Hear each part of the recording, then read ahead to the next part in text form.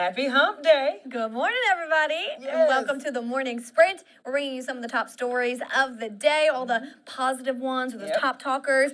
So as we read each story, if you have any comments, please put that in the comment section below. We'll get to those with Jasmine toward the end. Right. But I'm going to let you kick it off. Yeah, speaking of top talkers, like this is one that caught y'all's attention a lot. Now, if you're looking at your screen right now, this is that viral video. It looks like a tornado on a sunny day in Virginia, but let's see if you can guess what it actually is and how it forms. We're going to have all that information for you later on in the sprint. But for right now, we do have a very heartwarming update to give you guys. Yeah, we've been following a story from the Hill City, a local firefighter. It's him right there.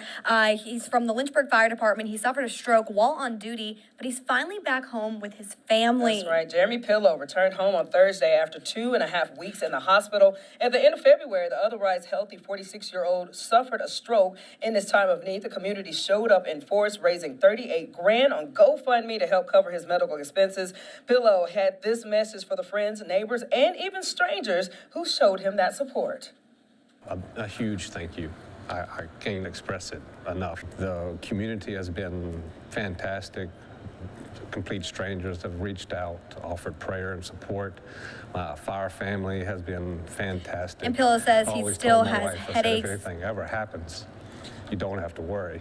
They'll take care of you. And they proved it. All right, sorry about that. Pillow says he still has headaches, brain fog, and fatigue. He'll go back for more procedures and testing in just a few weeks to hopefully find out what caused the stroke. Well, until then, Pillow says he'll take all the time at home with his family that he can get, and that makes so much sense, you know? It's such a happy ending, you know, and it's cool seeing that, you know, yes, he's been through such a hard time, but look at that smile on his face. Yeah. He's back home with family, and to be able to say thank you to his community, I bet that means a lot to him. And I love being able to follow stories like this, like the human stories that we get to tell, and 100%, especially when they get that happy ending, that he is home, he's doing well, and he just gets to spend time with his children. So we wish you more of a speedy recovery. And the best of luck for you. And hey, if you guys know a story out there that's similar to his, please let us know, because again, the Sprint, we're all about trying to make people smile by the end of this program, and we want to just give you those feel-good stories all the time. Yeah. And speaking of feel-good stories, let's give it up for Hokies. Fans are cheering on the Virginia Tech women's basketball team as they move on into the Sweet 16 Saturday in the NCAA tournament, but the team is bringing people to the school in more ways than one. Get this, school officials say that whenever athletics garner media attention, they see a rise in applications. This year, they saw a record of 47,000 first-year applicants. They say that the success on the court draws in more people to the campus. The Hokies continue their journey towards a national championship this Saturday against Tennessee. Let's go, man. I'm telling you, I see so much excitement. And when I moved here, I didn't realize how being a Hokie was the thing. Yeah. Like, I mean, I didn't know that deal. either, but it's a thing. Yeah. Yes, and the fact that these girls are they're killing the game, and we wish them the best of luck, man. We got to go all the way in March Madness, right? Yeah, and it's amazing how like sports and stuff like this will just bring people together. And like they said, especially when you go to the school at a time when the athletics, one team, whatever, is just booming and killing, dominating, and you're there, and you're a part. You're like, this is my school, and you're proud. A lot of excitement. We love that for them. Definitely. And speaking of always winning, get this, local man from Amherst County. Let's give it up for him because he is now $5 million richer. That must be nice. I know. Wow, good job. Well, Josh, he bought a ticket in the $326,000 fortune game from the Sardis grocery store located on Lexington Turnpike. He took the ticket out to his truck. I was shocked to see when he won that top prize. Yeah, Orme says that he's still in a state of shock, which is understandable. He's not the only winner either. The store that sold the winning ticket will receive a $10,000 bonus. So let's talk about this for a second. You get those scratch-off tickets all the time. Yeah, I did one yesterday. Yeah, did you? You're not lucky. It's home. I won zero. Zip, nothing. Zero. That's so depressing, but it is satisfying for me when you get the little quarter and you just scratch it Yeah, off. you make it nice and clean. And then, say for example, can you imagine what he was thinking as he was scratching off and realizing? How many times do you think he triple checked it? He was like, wait a second. I know, right? And then he was like, hold on. And he was like, goes to a friend or somewhere. Can you check this? Is this right? What I would've done. Oh my goodness. So more power to him. Good luck. Well, not even good luck. Spread the luck. Come over maybe here. Spread it. Be our friend, man. man. We do a lot of lottery winning stories, so maybe we gotta jump on it, man. We gotta jump on it. So right now, let's get over to this shocking video that everybody's been kind of flipping out about. No, this is not a tornado that you're looking at. It's called a dust devil. The meteorologist Chris Michaels helped us out and broke this down. But get this, it was sent to us by Amy Viscara, and it was taken at the Hidden Valley Country Club in Salem on Monday. According to our ever so smart Chris Michaels, dust devils usually form during hot, dry spells. In this case, any limited heat from the surface began to rise. As it rises, a very tiny area of low pressure formed. The air rushes toward low pressure to fill the lack of air. As this happens, a circulation develops and can move quickly. So this quick circulation sustains itself before cooler air flowing inward eventually chokes it off and kills it. Yeah. I don't know what I'd do if I saw this. I know, it's crazy. And I remember Chris was specifically saying that you see how it's turning around, and apparently he thinks that one of the fences is what choked it off and stopped it. But Okay. dude, seeing that, it looks like an alien is coming from outer space a little bit when it was I going straight know. up I to the would sky. be Look at very that. much like, what is going on? Do I need to be concerned? I mean, and the fact that it, obviously everybody would have thought it was a tornado, but it's Yeah. cool seeing that, Yeah, look at not causing that much damage, but just sitting there. I bet it's Yeah. just amazing to watch, Either of you ever watch Pokemon? Yes. This reminds me of Is that the Pokemon. one with the Pikachu? Yeah. Okay. What does it remind you of? Just Pokemon. Like a Pokemon battle going on. Oh, I was like, why specifically does this remind you of Pokemon? So But okay, I Squirtle, get water that. gun. Do they Yeah. have? Okay, well, if now that you mentioned that, do you watch Avatar, the last No. Airbender? Yes, Last yes. Airbender? That too. That's the That's water another people. cook, yeah. Well, air bending. There you go. There you go. Go straight Look up at in the that. sky. Bring it Oh, back it's to all shows from our connected. childhood. All right, now let's get over. We got to talk about our weather for today. I don't know about you guys, but I woke up this morning and I walked outside to let Bo out, and I had this big jacket on. Yep. And when I got outside, I was just like, why am I even wearing this? Because it felt great. Yeah, Did you- it was because all week long we've been freezing. Yes. So let's bundle up. So today you're thinking the same thing. And I thought that Exactly. too. I had my scarf, my big jacket, and I go, oh, it's not that bad. It's I was not like, that bad. this is great. Thank you. So let's get over to meteorologist Chris Michaels with our hump day forecast.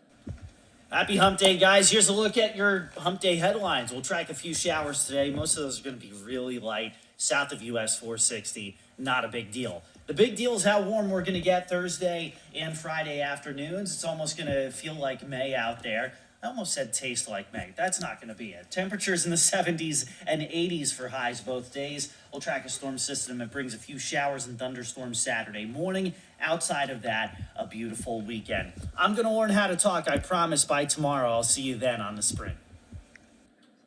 All right, thank you, Chris. So we said it's going to be a beautiful day today. It's going to be even warmer on Friday and Sunday, so be good times to maybe get outside, Yep. enjoy yourself.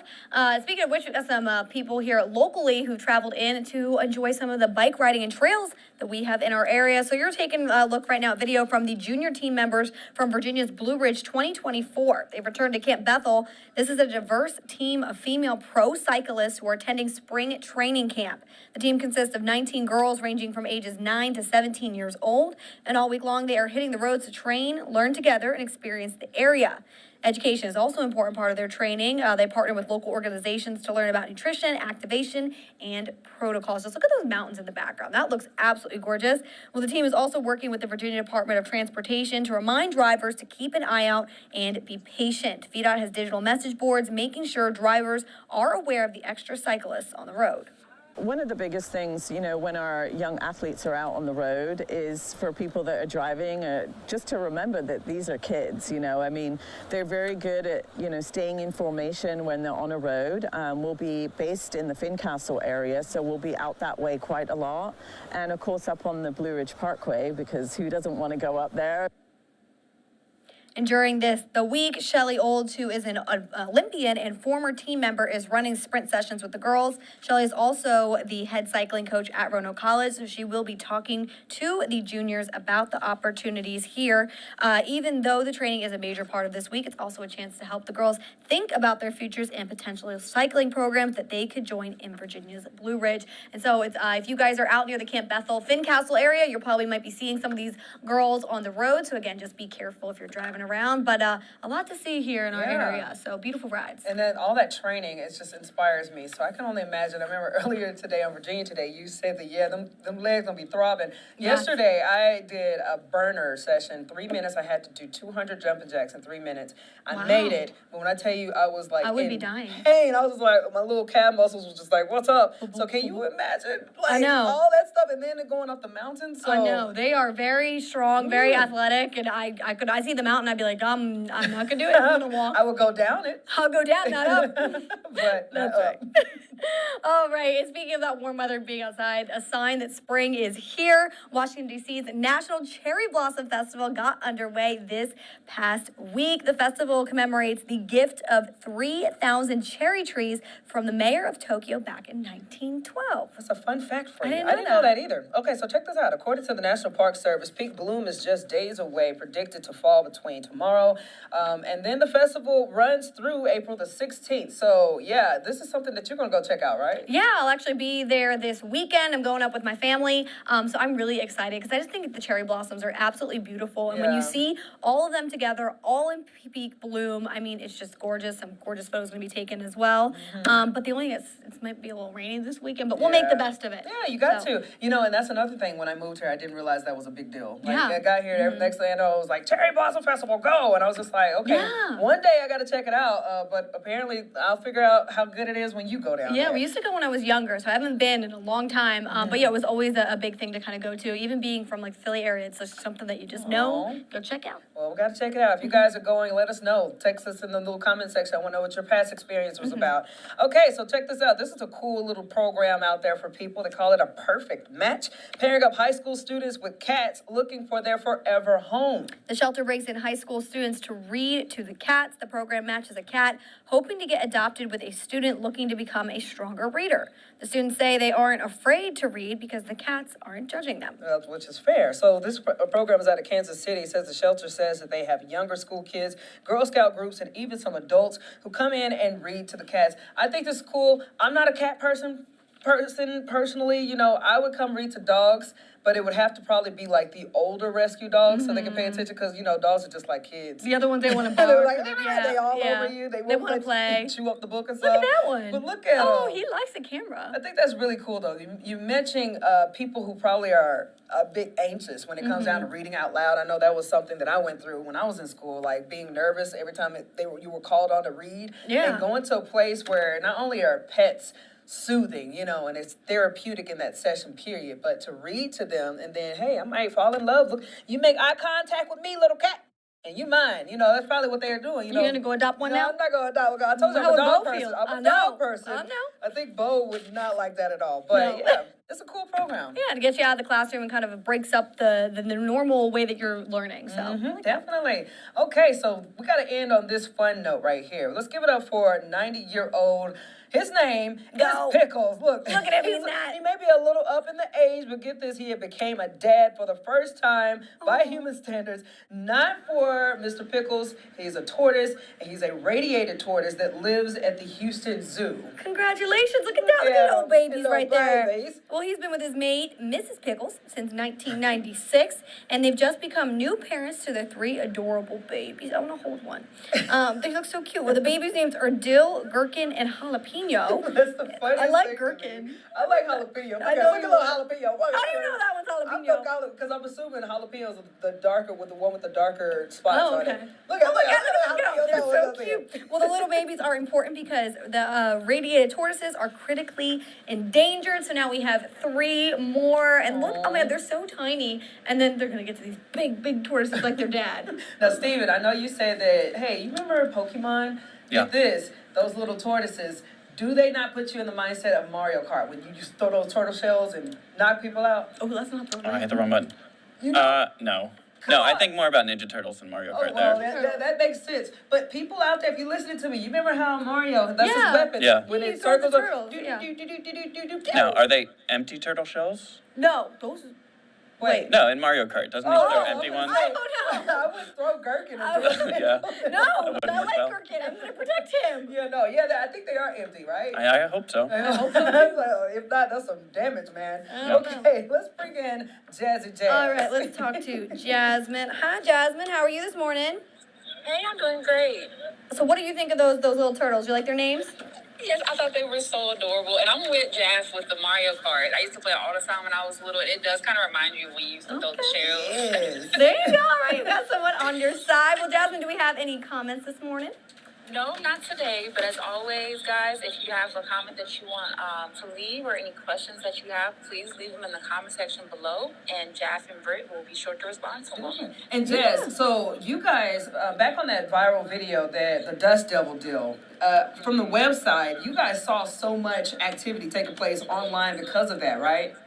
Oh yeah, absolutely. The video went viral, and we got a lot of responses from it as well. We just wanted to be really careful because it's not a tornado, and it's easy for a lot of people to assume that just by watching the video.